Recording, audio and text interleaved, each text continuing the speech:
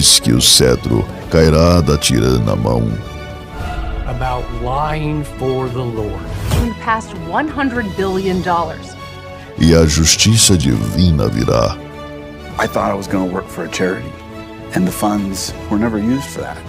Pois que tudo se acabe, a terra e o céu. Is that true? That's not true. It's not true. There is more than one version of the first vision. Sempre resta a verdade que é luz para mim. We were spinning down to our death. A verdade eterna será. O membro fiel. Saudações, membronitas! Eu sou o Ozzy e esse é o Membro Pod, seu canal de podcast de estudo da história da Igreja de Jesus Cristo dos Santos dos Últimos Dias.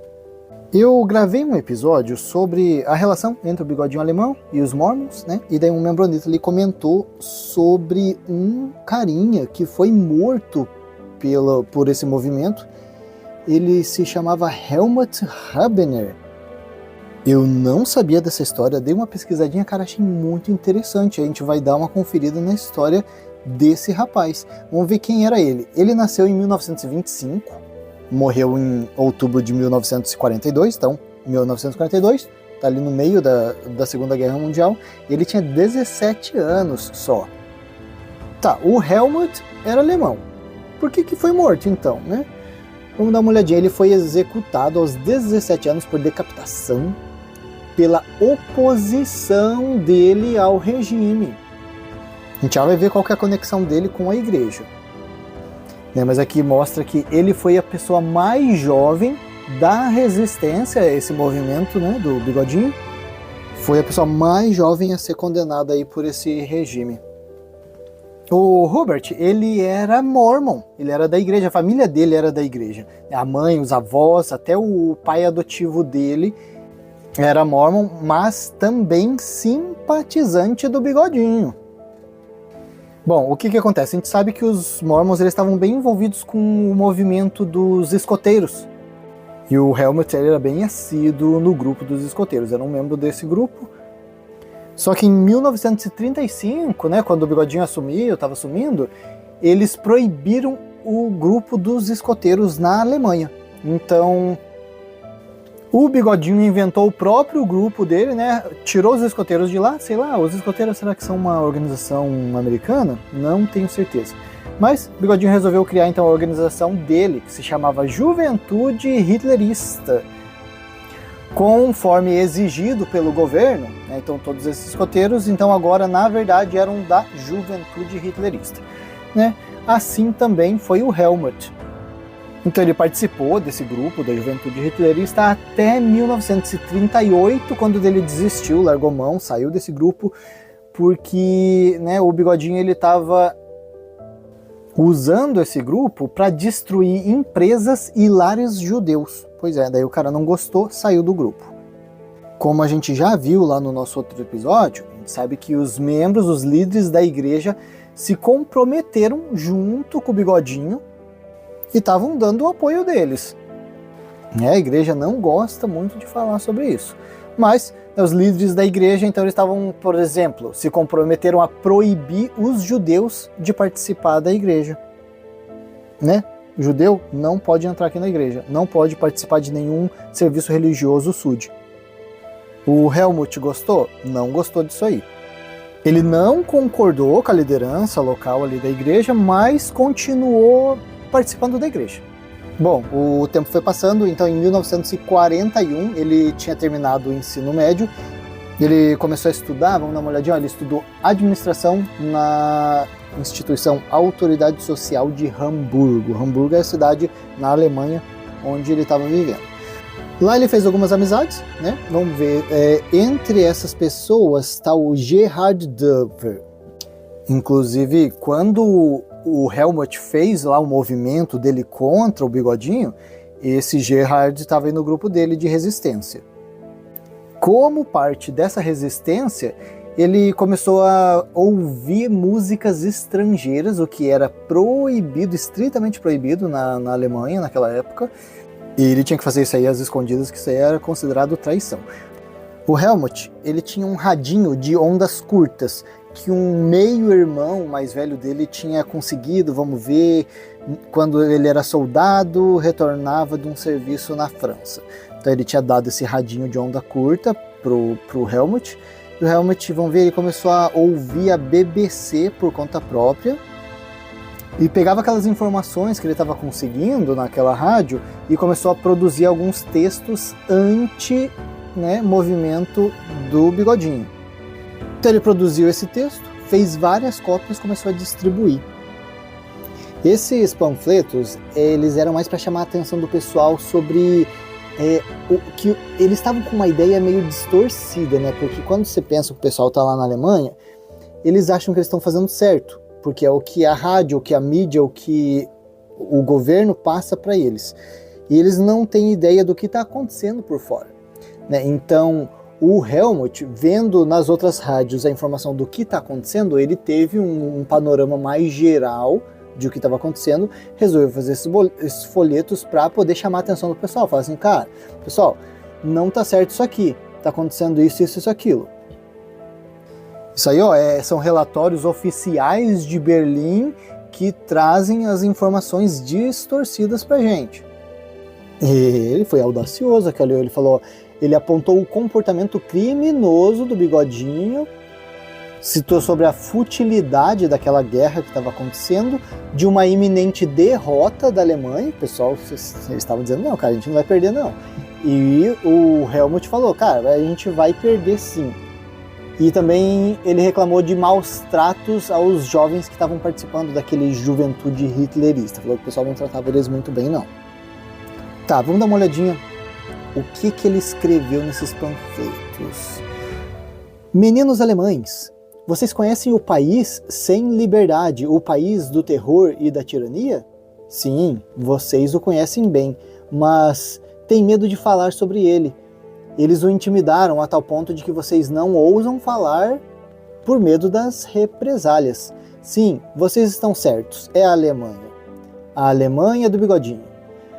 Por meio de suas táticas de terror inescrupulosas contra jovens e velhos, homens e mulheres, eles conseguiram fazer de vocês marionetes covardes para fazer o que eles querem. Assinado Helmut Huberner. E não pegou leve não.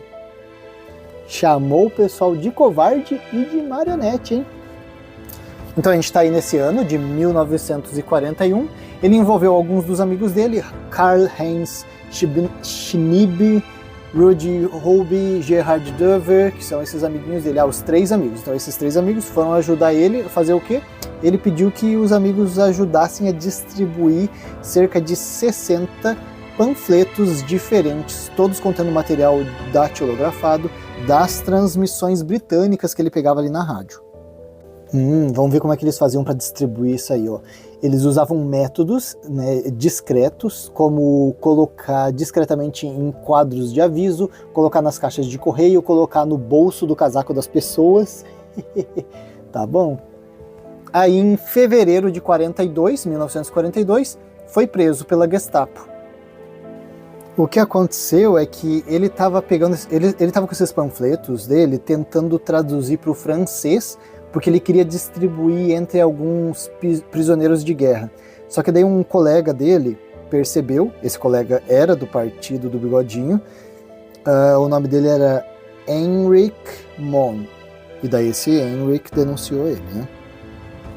Vamos dar uma olhadinha o que aconteceu com o Helmut?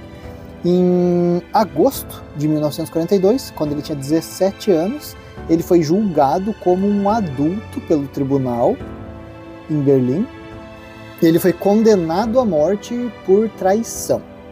Aí a sentença foi lida, vamos ver, essa sentença foi lida, Huberner enfrentou os juízes e disse, olha, vamos ver o que ele falou, agora devo morrer, mesmo que não tenha cometido nenhum crime. Então, agora é minha vez, mas a sua vez chegará. Olha, aqui diz que ele enfrentou agressivamente os juízes para tirar a atenção dos juízes dos amigos dele, para tentar poupar os amigos e concentrar essa raiva dos juízes nele. E um detalhe, eu tava vendo aqui, ó, ele foi preso, né, que o amigo denunciou, em fevereiro de 42. Se ele nasceu em janeiro, ele tinha acabado de fazer 17. Então, em outubro de 42, vamos ver, Hubener foi considerado culpado de conspiração para cometer alta traição e promoção traiçoeira de causa do inimigo. E ó, tá dizendo aqui ó, que ele não foi só condenado à morte, mas ele também perdeu os direitos civis. Isso quer dizer o quê? Que ele não seria considerado como uma pessoa, né? Então ele perdeu os direitos de ser humano dele. Isso significava o quê? Né? Que os guardas da prisão podiam fazer o que quisessem com ele. Por exemplo, os guardas podiam torturar, abusar, e ele não tinha, por exemplo, cobertas para dormir e estava frio. Vale lembrar que isso aí não era comum, tá? Julgar uma criança, julgar um menor de idade. Esse aí foi um caso isolado. Porque criou um falatório, né? O pessoal começou a falar, cara, mas é de menor e tal, né? Mas o que eles falaram? Eles falaram que o Hubener, que era o Helmut Hubener, tinha demonstrado mais do que inteligência média para um garoto da idade dele. Então ele podia simplesmente ser julgado como um adulto. E não vamos negar, cara, eu com 17 anos não estava fazendo esse alvoroço todo, não. Bom, os advogados dele, a mãe dele, tentaram clamar por clemência para alterar essa condenação dele à morte e fazer virar uma prisão perpétua. Argumentaram aí falando também, né, o Hubener ele confessou, ele moralmente é incorruptível, né? Ele chegou e falou o que acontece, né? Ele não chegou e mentiu e tal, mas não teve jeito. A liderança daquele juventude do Bigodinho discordou, né? Eles falaram, não, as atividades do Hubener, o esforço dele, né, contra, né, o movimento do Bigodinho eram intensas, então a pena de morte é necessária. O Hubener, ele só foi informado da sentença final, né, de morte 7 horas antes dele realmente ser executado.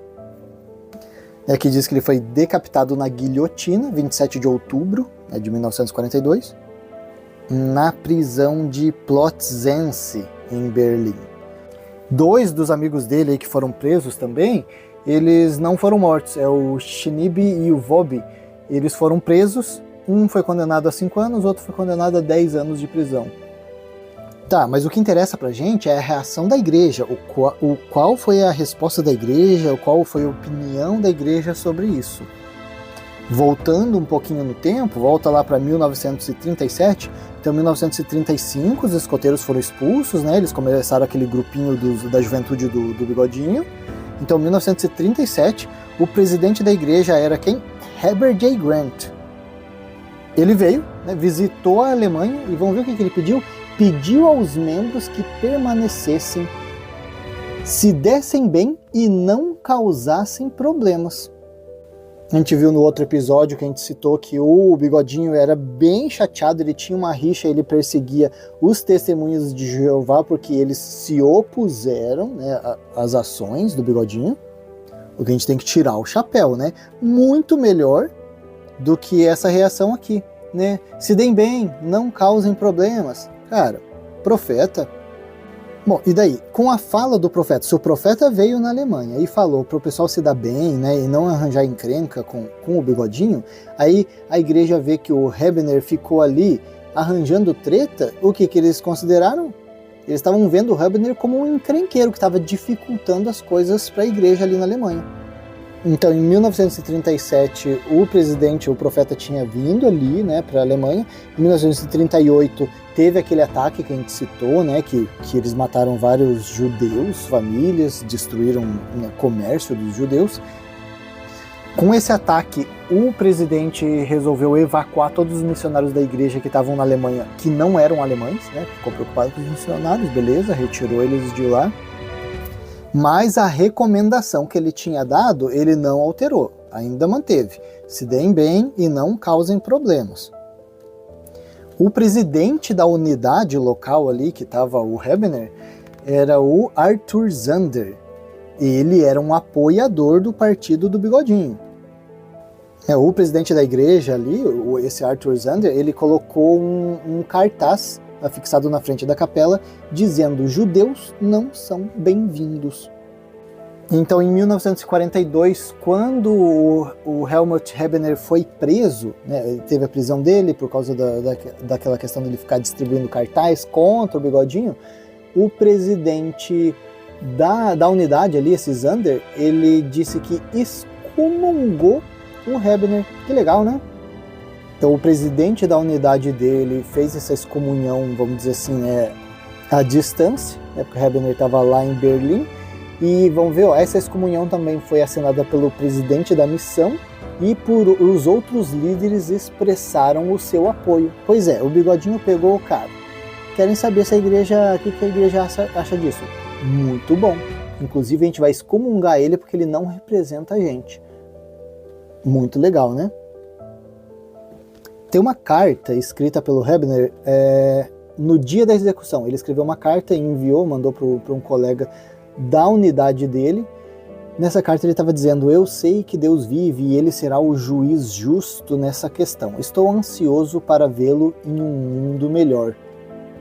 Estão dizendo que essa carta é a única transcrição que sobreviveu aí, que ainda tem restante, escrita pelo Hebener. Daí, 4 anos depois, 1946, né? Então ele foi morto em 1942, 1946, 4 anos depois, inclusive a guerra já tinha acabado, né? Porque ela acabou em 45.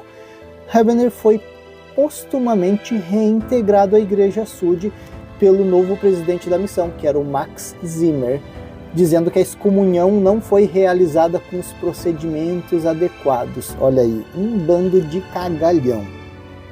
Tá acontecendo um negócio errado, né? O Bigodinho tá fazendo um monte de coisa errada. A igreja o quê? Finge que não estão vendo nada, mandam os membros se dar bem e não causar problema aí com o novo governo.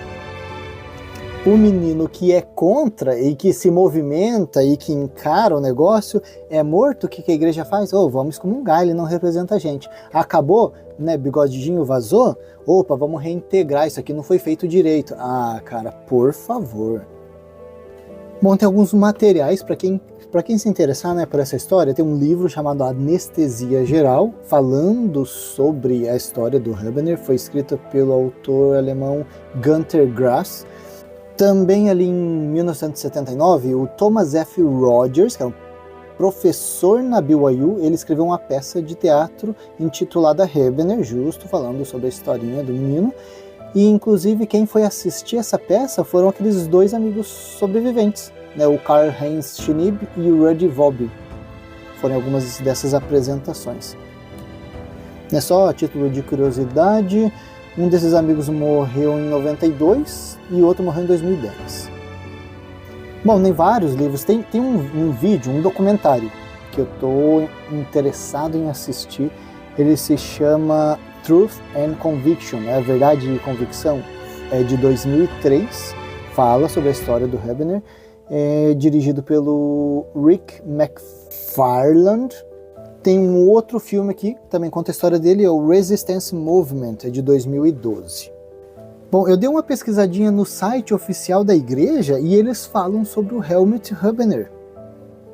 Contam a história dele, basicamente é o que a gente já viu aqui, né? Conta que ele produziu esses panfletos, escutava a rádio escondida, ele foi preso, foi condenado, os amigos foram presos, foram liberados depois que a guerra acabou.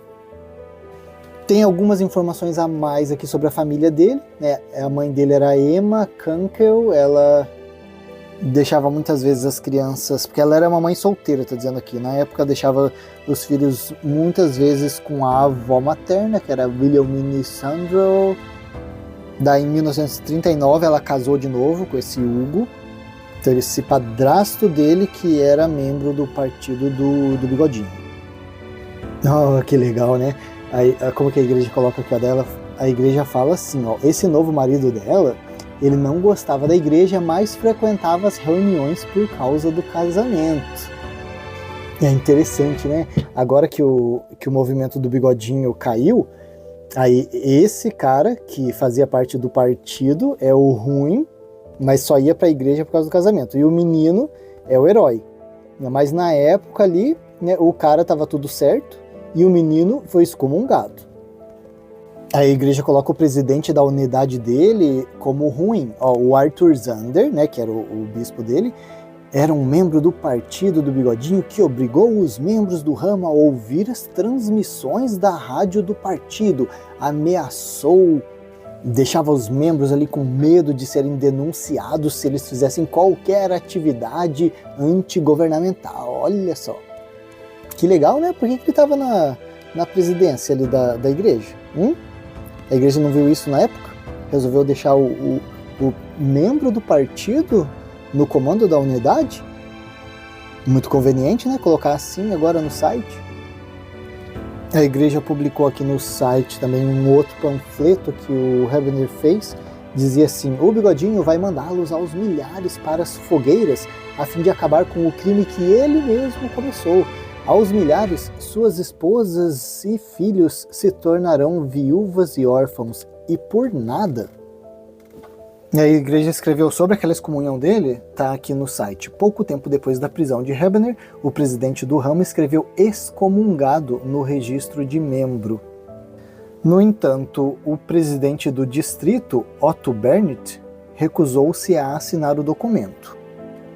Vários líderes da igreja disseram posteriormente que pretendiam distanciar a igreja da figura de Hebener para proteger os santos dos últimos dias da ira dos oficiais do Bigodinho. Após o fim da Segunda Guerra Mundial, Hebener foi readmitido à igreja em 1948 e recebeu as ordenanças do templo por procuração. Desde 1940, uma homenagem ao seu heroísmo, realizam várias celebrações religiosas. Vamos dar uma olhada aqui em sua homenagem. Bom, enfim, a gente pode concluir aqui que o Helmut Hebener teve 1000 vezes mais atitude do que o próprio presidente profeta da igreja. Muito mais atitude do que presidente de missão, presidente estaca, que passava um pano aí no que o Bigodinho estava fazendo, não tomava um posicionamento. Como a gente viu, né? Aqui tá aparecendo no site oficial da igreja que o Hebener representava a igreja, aquelas ações ali, né, de excomunhão, uma coisa aqui, outra ali, foi coisa dos líderes locais, não tem nada a ver com o que a igreja queria, né? Eles não chegaram a mencionar em nenhum momento, aqui no site da igreja, por exemplo, que o profeta foi lá e falou para eles colaborarem com o Bigodinho, né? Não está citado aqui. Aí parece muito bonito jogar a culpa aí no presidente do ramo, em outros líderes, como se eles não fizessem parte do corpo da liderança da igreja que estava sendo instruído por um profeta que chegou ali, visitou e deu a instrução. Né? E para quem acompanhou o nosso outro episódio, que fala mais detalhadamente qual era a relação da igreja com o Bigodinho, consegue ver claramente que eles falavam que aquele sistema do Bigodinho era muito legal, muito semelhante à doutrina prática da igreja. Vai lá, se você perdeu esse episódio, vai lá e dá uma olhada para ver. Se você tem dúvida de que a igreja estava apoiando a ideia do Bigodinho no início, dá uma conferidinha lá. A gente vai ficando por aqui com esse episódio e até a próxima.